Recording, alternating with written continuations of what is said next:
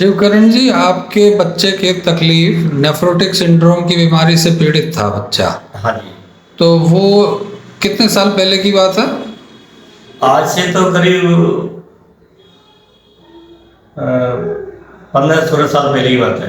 तो वो उस समय जब नेफ्रोटिक सिंड्रोम बीमारी डायग्नोस हुई तो उस समय इस बच्चे को, विष्णु को, दिक्कत क्या होती थी? इसके हाथ पैर और चेहरा सूजन आ जाती थी, तो हाथ जब में, पैरों में, चेहरे पे, और उससे कुछ जब परेशानी होती थी, जुकाम भी बढ़ जाता था, इन्फेक्शन भी शरीर में हो जाता था इसके।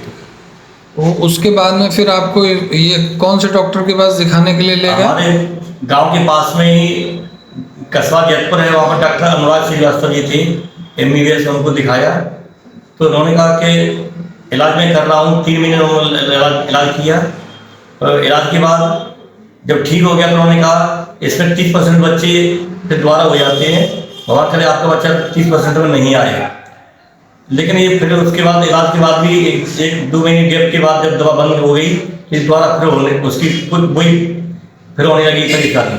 फिर कहाँ गए आप दिखाने के लिए? फिर उन्होंने बोला था कि आप उनको दिखाइए डॉक्टर निखिल चतुर्वेदी जी के पास, बच्चों के जो डॉक्टर। हाँ हाँ जी। तो उन पे भी मैंने दिखाया, तो उन्होंने इसका इलाज किया 6 माह तक।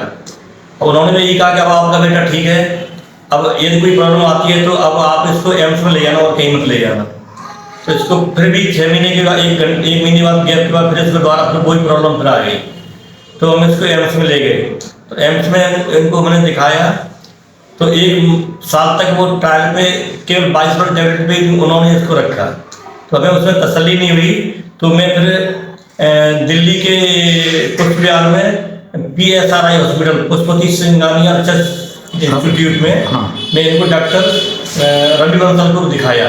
ठीक है। तो इन्होंने 4 साल तक इसका बच्चे का 5 साल तक इलाज किया, और बीच में लास्ट में जब मैंने उन्होंने तो इसको बिल्कुल निकलने तो ये भी नील करते थे, इसकी प्रोटीन जाती थी यूरिन में, तो ये तो दवा के साथ नील भी करते थे, ठीक हो जाता था, लेकिन उन्होंने नील नहीं कर पाई।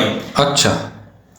पुष्पति सिंगानिया में डॉक्टर रवि बंसल, वो भी एम्स के डॉक्टर थे वो, लेकिन उन्होंने बिल्कुल नील भी नहीं कर पाई, उनकी निरंतर चलती रही, मतलब प्रोटीन चलती रही, यूरिन भी थोड़ी बहुत चलती रही, कभी ज्यादा हो जाती थी, कभी कम रह जाती थी।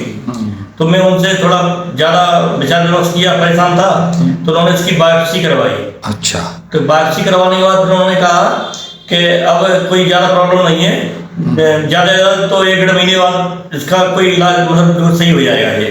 तो उसके बाद इसे ठीक नहीं हुआ, तो इसके बाद भी उन्होंने 1-1.5 साल उन्होंने और लिया। ठीक है। तब भी इसकी प्रॉब्लम नहीं, तब मैं उसमें से नाराज होकर निकल रहा था उससे PSRI हॉस्पिटल से बाहर।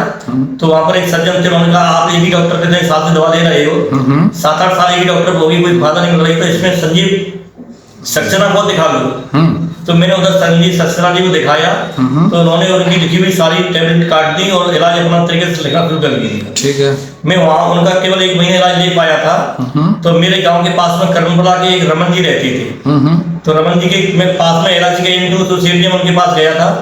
तो उनसे, उनके घर के पास में जब मेरी चर्चा हो रही थी कि आपका बेटा कैसा है, मेरे बेटा ठीक नहीं है, उसकी वजह से बड़े टेंशन रहते हैं। तो रमन को उन्होंने बुलाया, रमन से कहा कि आप जो है इनके शिवकरण को आप जानते हैं, तो इनके बेटा के साथ आप तो उन्होंने कहा कि हम बढ़िया अच्छे डॉक्टर साहब हैं, डॉक्टर पवन पारिक जी, ठीक है, मुझे पूरा विश्वास है, और मैं आपके बेटे को मैं लेके चलता हूँ साथ। तो मैं उनके साथ यहाँ आया आगरा।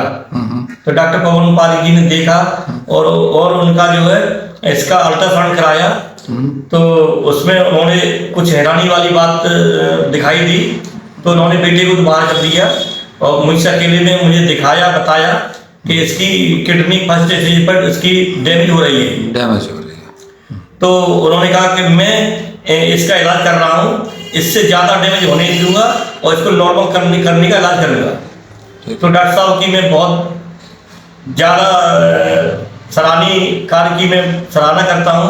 उन्होंने मेरे बेटे का इलाज करना शुरू किया, और एकाध कुछ दिन मुझे उन डॉक्टर साहब की सहयोग है, संजीव सक्सेना जी का मैं ले रहा हूँ।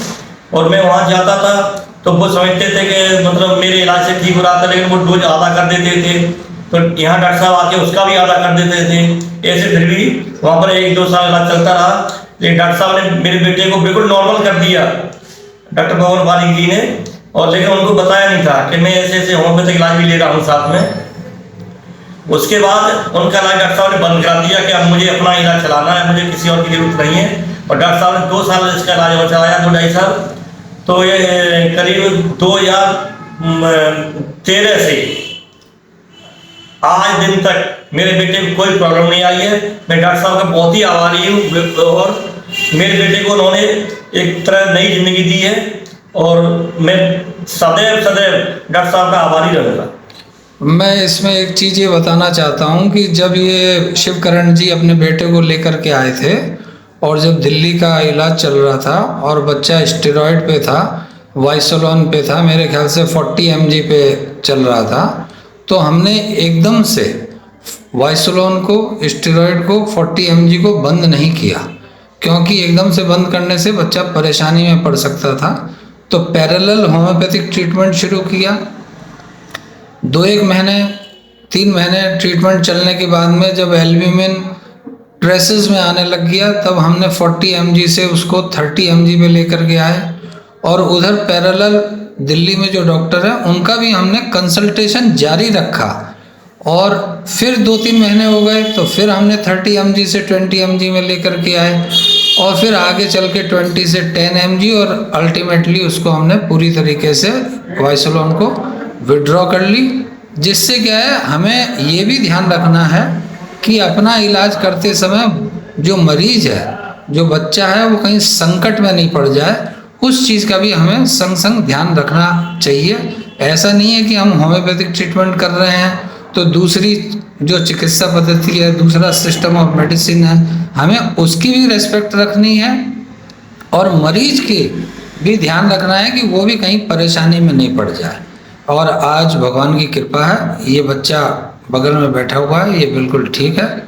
और अब जहाँ तक मैं समझता हूँ, बच्चा इतने दिनों से आ रहा है, इसको कोई अभी भी कोई तकलीफ नहीं महसूस हो रही। डॉक्टर साहब मैं आपका बहुत आभारी हूँ, आपने नई जिंदगी दी है।